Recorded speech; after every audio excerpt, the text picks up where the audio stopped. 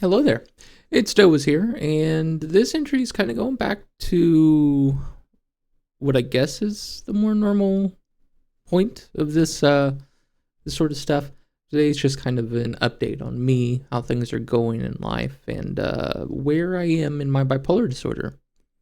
So recently, I've managed to get employed. I am very happy with where I'm working currently, and wonderful environment, wonderful employer, and a lot of really good benefits in my position. So I'm very happy with how things have turned out. This being said, my bipolar disorder has not had any downtime in terms of making sure that I am still well aware of its existence and its irritations that it's bringing to me. So recently, I've been having a bit of trouble on two things. First one, in the more, well, I guess what's the less extreme one. In terms of less extreme so far, my hallucinations. I'm definitely struggling more with a few more hallucinations popping up recently. Um, Beyond seeing Ted again the other day, um, I have been struggling with uh, kind of hearing and seeing what I know can't be there. A good example is at work, somebody's phone alarm had went off, and it is the same little jingle that I use as my phone alarm to wake up in the morning or whenever I gotta wake up. Um, and because of this, I don't know if it just rings in my head a lot easier or what, but I had noticed that even when they turned off their alarm, it was still playing. And I know they turned off their alarm because what I was hearing versus what had actually been there was just a little bit different. It was just a little bit off of the actual alarm. And of course, I visually watched them turn off their alarm. But for me, I could still hear it. It was still going clear as day. And it kept going for a long time. And it just kept going. And I was going slowly more crazy the more I was paying attention to it, to the point I had to find something to zone out on because I was losing my mind. Like that stupid alarm just kept going. Um, and I don't know. It's weird. I don't really know how to describe it because it was slightly off-putting as well. The actual audio that I was hearing was distorted in some way. Like it would be like hearing somebody speak perfect English to you, but maybe every third syllable is now gone. It is kind of how I would put it as off-putting, to where it seems so close to the original, but you know it's not. It's very weird. And on top of that, visually, I would see people making arm movements that didn't make sense, or see people moving around that weren't moving around or weren't there. And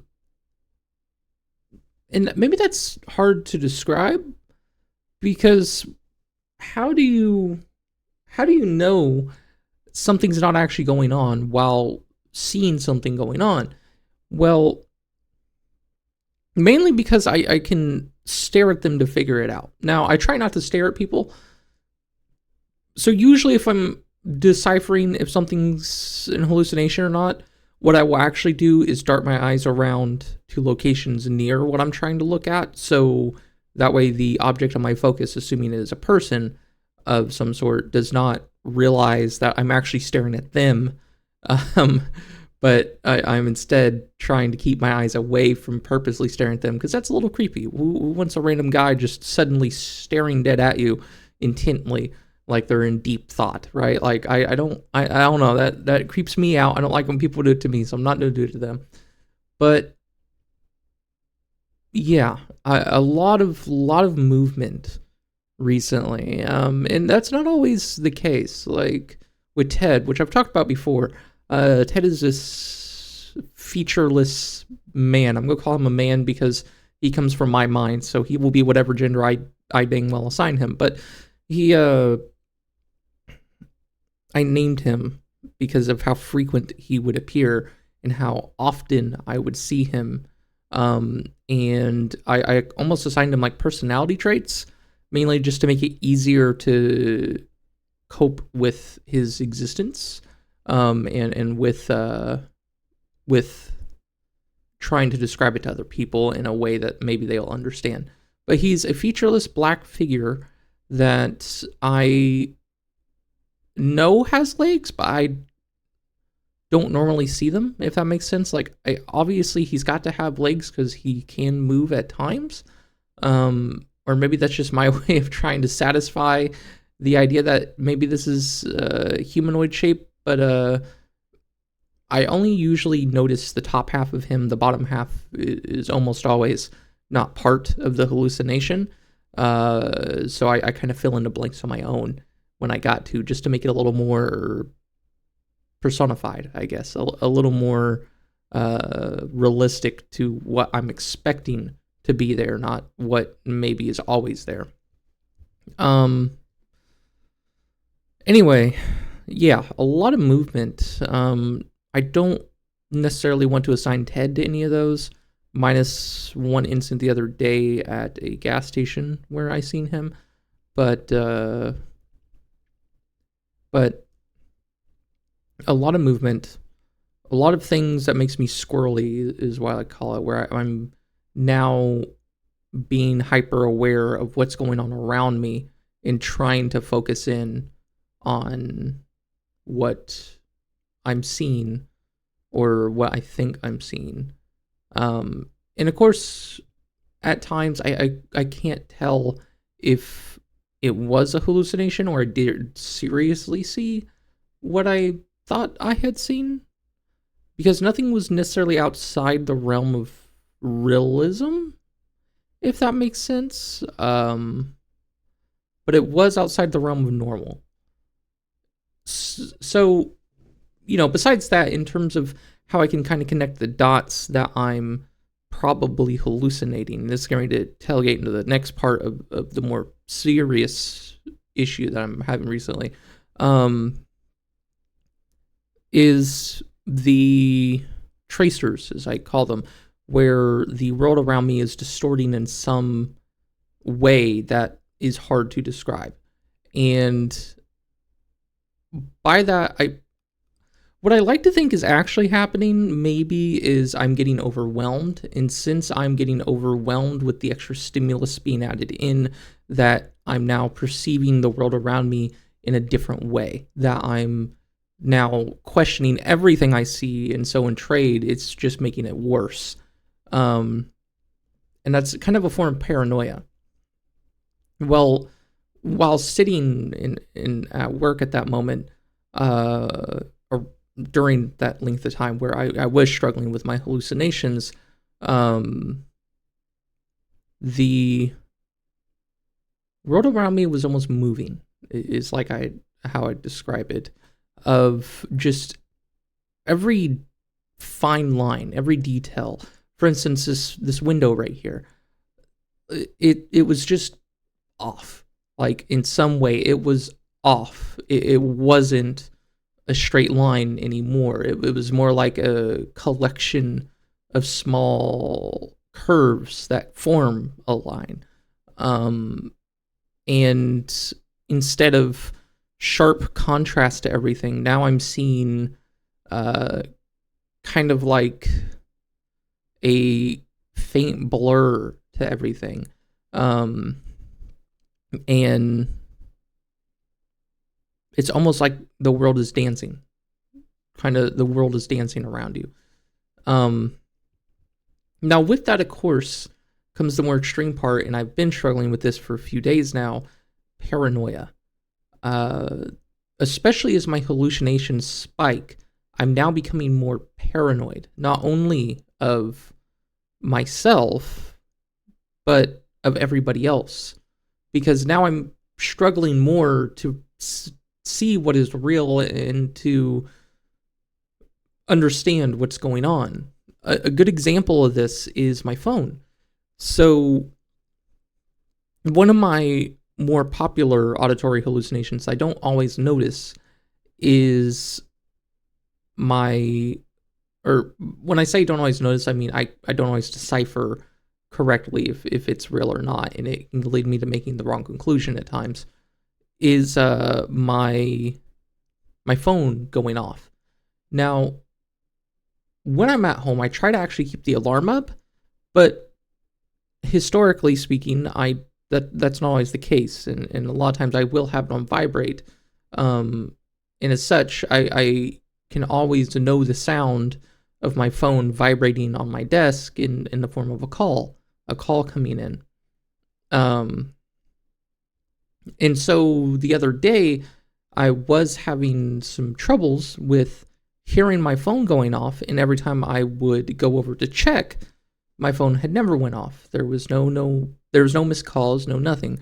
My phone had been just sitting there. But for me, I could hear it vibrating on my desk, even though it never happened. And it does make me then paranoid. I'm like, why do I keep hearing it vibrate? Like, surely I'm getting a call or something. And at times, historically, is made it to where I've missed calls because I'm now so convinced that I'm still definitely hallucinating that stupid phone going off that when there is actually a call, I'm ignoring it because I'm like, it's another hallucination. And sure enough, I'm like, oh, shoot, I just missed an important call. And I get to call them back and hope they pick up. Which usually happens, a couple hours later after the phone call was missed, because I finally decided to pick up my phone and just look at it for whatever reason, maybe scrolling through, news or something, and yeah, then I'll notice, I missed a call. That wasn't a hallucination. That one was real. But all the other times I heard it was not. So it's frustrating, right? Because it's frustrating trying to keep grip on reality, I guess. Trying to ground yourself enough to know. And I guess you could say, logically speaking, the best way to combat that is to check every single time. But the more I feed into it, the more it will frustrate me every time I'm wrong. Every time I've realized it's a hallucination, it will frustrate me more and more and more, because I don't know, it's just frustrating. Like, I imagine anybody really constantly having to either ignore a stimulus or having to check on the stimulus. What is the right answer? There really is no right answer. Regardless of which one you do, you're going to be left almost paranoid the entire time that you chose the wrong answer. So the more times you get confirmation you chose the wrong answer, the more times you're going to start fighting that confirmation, and you're going to make more mistakes. If that makes sense. Like, it's very frustrating, and it feeds into the paranoia worse. So paranoia is what I've been struggling with a lot recently, and I'm getting very paranoid at things that just don't make sense. And it's like everything around me, everyone around me is making me overly paranoid. At times, like when I was hallucinating at work, I was feeling like everybody's staring at me. And every time I would look around just to humor myself, of course, no one's staring at me, but I couldn't help that. It just, like, for me, I felt like everybody's staring at me, everybody's judging me, everybody's talking about me. And that's not true. It's not what's going on. And I know that. But again, if you feed into the paranoia to try to reassure yourself, you only just seem to make that paranoia worse. And then the more you try to ignore the paranoia, the more it just keeps going until you eventually do have to just check. You just have to know. Another good example is worrying about, like, my roommate. For some reason, I have this paranoia that he's recording me. That makes no sense. Why would he be recording me? He ain't going to see anything interesting. What would he even be recording? It ain't like I go into his room, there'd be nothing to record. Minus to drop off mail on his desk or something. But for me, it's just this ongoing paranoia. Or, like, he's going to hear me speaking when he's not at home, and that he must be recording to hear everything I say while he's gone, and listens back to it. That makes no sense. He's definitely not doing that. I can promise myself he's not doing that. But it's hard to convince myself of that sometimes. Not that there's any signs that would actually indicate that that's what's happening. It's just paranoia. It's unlogical, unreasonable paranoia. And it makes it very hard. There's no difference in these videos, for instance. A lot of times, there's been multiple instances where I've recorded a video, deleted it, had to go back and re-record it, deleted it again, and I will just keep doing that routine a lot, or just never uploading something because I'm paranoid about it. I'm paranoid of how it's going to make me look, or that maybe I said something that I shouldn't have in terms of information that could be used against me, or that maybe I don't know. I don't know. It's just paranoia. It's very real, and it's very hard. And this kind of feeds back into something that I've talked about before with like the whole TED Ed breakdown of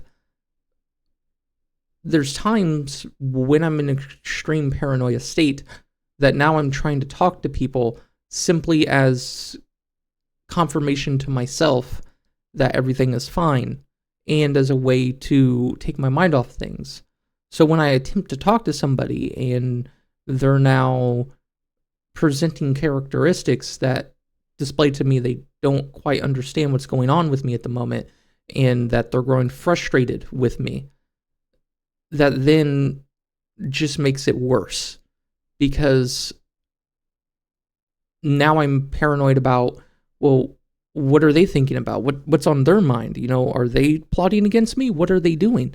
And it just feeds this paranoia loop, this illogical paranoia loop that I guess borderline's delusional, because my thinkings don't align with what's happening. And again, looking back at situations, of course, I can try to logically apply real emotion and real stimulus into what was going on. But at the moment that it's happening, it's incredibly difficult for me to keep my head straight and to focus on what reality is. And it almost feels like you're living in two different realities at times, to where you're bouncing in and out of these alternate worlds that are contradicting each other at all times. And it makes it very, very frustrating to keep a grip on reality. You know, yeah, it's very hard. Very hard. I don't know. It's difficult. I don't know why it's happening. I don't know if it's the added stress recently. You know, I've started a new job, and it's a lot of information to take in. And of course, I'm worried about my appearance, so I'm constantly making sure to present myself in the best light, you know, to make the best version of myself for others, to not ruin my own character. Because if you think about it, you kind of are your own branding. So you don't want to ruin your own brand. And I don't know, it just makes me paranoid. It makes every action I take feel like it's the wrong action, even if there's nothing inherently saying that it is. It makes everything I do be questioned a million times over by what feels like everybody else, even though in reality it's my own head. And it sucks. It sucks. It sucks. And I can't really tell where I am on my cycle right now. I don't know. And that's where more frustration comes in, because while at times I have key traits that I can latch onto and realize that I'm in this portion of my cycle, I'm the other half of the time I'm kind of lost in the abyss of trying to figure out where am I right now? What is going on right now?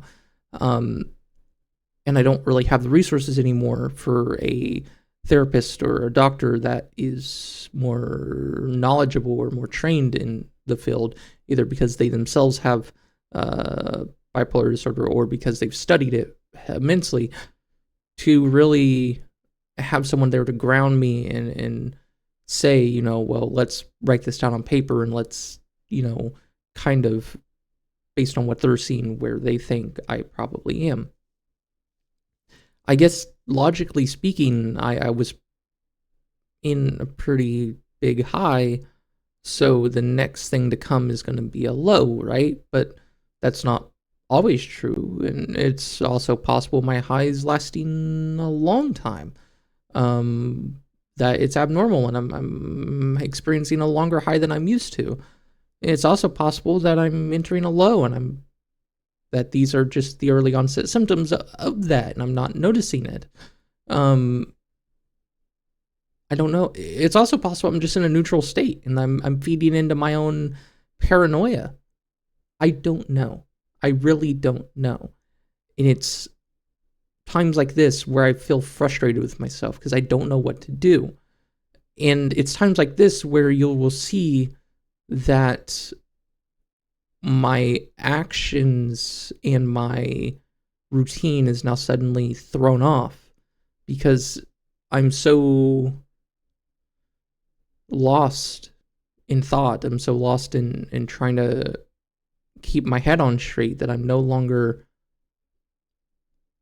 seeing the world as I should. I'm no longer feeling any motivation to do anything because I don't know what's going to be beneficial and what's not.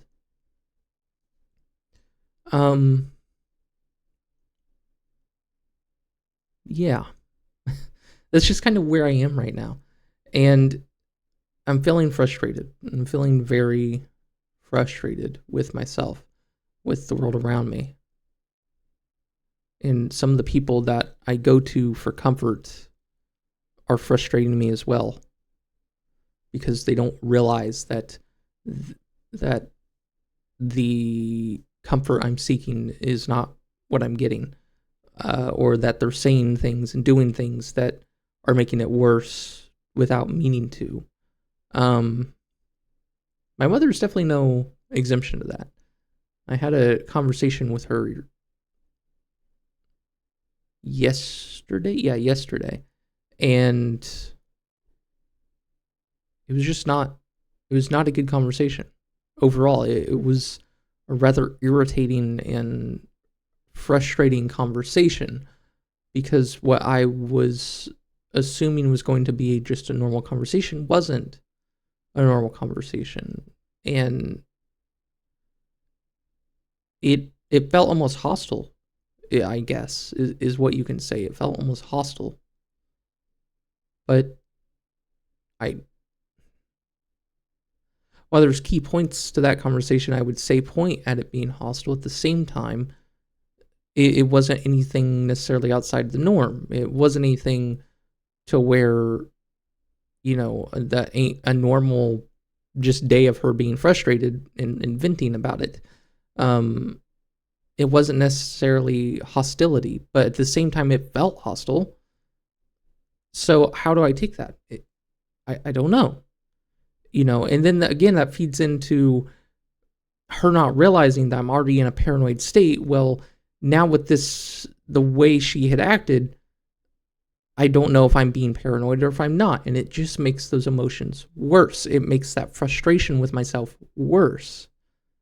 Another good example is like my sister and some of my friends who at times question my move, who at times, ask about what were my motivations to move away. And no matter how many times I seem to tell them, they ask again. And then that leaves me frustrated and paranoid. Why are they asking? Are they mad that I moved? Are they I moved so far away? That are they envious? Are they jealous? Are they why are they asking? What even is it to them? Who cares? Right? But Again, I don't know. I don't know. I don't know if that's me just over assessing, if I'm just being too paranoid, if I'm reading the situation correctly. I don't know. Um it's it just makes everything I do way more difficult. It makes every interaction I have way more exhausting. And I hate it. I hate it so much. It makes me feel like I'm the bad person, even though I guess I'm not really doing anything that would hopefully imply that I am, but it makes every single thing I do feel wrong, even if I've done nothing at all. Even the lack of action, even the lack of words will then make me feel like that was the wrong response and that I should have said or done something, or that I should be saying or doing more. It's, yeah, and it feeds into my own paranoia loop of myself. And I don't know. I don't know. And it's irritating because it's the exact opposite of the confidence that I try to display. I try to make sure that I display confidence with everything I do. And when people are questioning my confidence on something, that then can be irritating simply because they I feel like people don't understand the amount of energy, the amount of thought that has to go into making sure that I'm displaying confidence in what I'm doing. So the second somebody questions it can feed into my own little loop without them realizing that that little tiny word or sentence they just added in there was all it took to then turn what was a normal, happy interaction with them into something I'm dwelling on for days and irritated at them and now mad, even though they don't know what they did wrong. Um, and I get that, and maybe that's where I've been told before of how I kind of get into this mean sort of state, into where I seem almost mad at the world. Maybe that's what's feeding into it. Maybe that's why, of because these little bits that I pick up on are of my own mind, but because I'm picking up on them, it's making it to where I don't want to talk to people, where I don't want to be around people, where I don't want to interface with the world around me. And my state around me reflects that. You look around my room right now and it is quite messy. It is quite disorganized. And then I wake up each day and I'm more irritated that it's disorganized. And I know I got to do certain adulting tasks, but I just can't. I can't seem to do it. I can't seem to get myself to finish these things because I get so distracted by everything else. And I don't like to say that because it almost feels like an excuse to not be a functioning adult. And I am a functioning adult, right? At least I like to think I am. But I don't like people making excuses for why they're not doing something, and yet here I am making excuses for I'm not doing something. And I don't know if it's a legitimate excuse or not. And that is increasingly frustrating. I don't know. I feel very alone. I feel very lonely, I suppose, because I'm in an environment. I'm in a new place, a new workplace. My branding, my me here is completely new. Nobody has ever seen me here, minus the beginnings of my new workplace and everything else. And everything I do, all the actions I take, are scrutinized by myself. So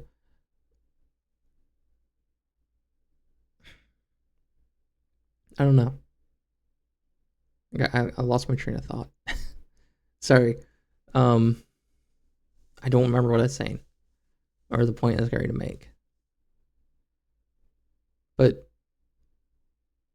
it makes it since everything's new here and nobody knows me, it's very frustrating compared to back where I came from, to where everybody knew me, and I had a lot of friends and acquaintances there, especially from prior places I worked. A lot of the town that I was in, the very tiny town, knew who I was, or at least was used to seeing my face. So now being here and having a new set of chances, it's almost overwhelming. And loneliness. It that's what I was on about. It feels lonely because I don't have those connections anymore that I once did. I don't have people I know are relating to my problems. And you know, I I don't have anybody here that necessarily has certain ailments that I can relate to, at least not that I know yet. And it does make it harder to sustain myself because of it. It can feel very lonely when you have a disorder, or maybe you're somebody with a disability that you're struggling to find anybody else with, and it makes it lonely. It helps to have other people around with similar issues to you, because now as a group you can, or as a person to a person, you can talk in a way that somebody understands. And I just don't have that right here, right now. And that's frustrating. I feel like every single recording I've had of this content, I've used that word. And I feel like every single one I will continue using that word, because that's all I ever feel is frustrated. For all the reasons I've just said throughout even the course of this video, I just feel frustrated. I don't know. Anyway, the video's gone on about 30 minutes, and I feel like that's long enough. I have adulting I need to get done, and I know I got to get it done, especially before work in the morning. So yeah, I'll guess I'll go get to that. But anyway, thanks for listening to my little rant here. Yeah, I don't really have any cheesy line that I say yet. Yeah, maybe I need a cheesy line. Yeah, maybe. I don't know. I don't even think this content's really interesting to an outside world, if we're being honest. For me, it's just therapeutic to... Is it narcissistic to sit back and sometimes re-listen to myself talk about these things? To just listen to myself being frustrated or venting on topics or telling stories that I normally don't get to tell or get to hear? I don't know if that's narcissistic or just a way of self-comfort.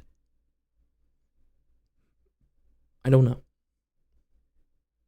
I don't know. Anyway, I'm making new friends here, so I'm very happy about that. The people I keep meeting here are wonderful, and despite my city's rather high crime rate compared to the rest of the nation, so far I'm falling in love with this place, and I'm seeing why there's so many people that can stay here and grow up here and have entire generations of family that have never left here. Anyway, that's enough of that. That's enough of me. Hope your day's going well, and I'll see you in the next one. Goodbye.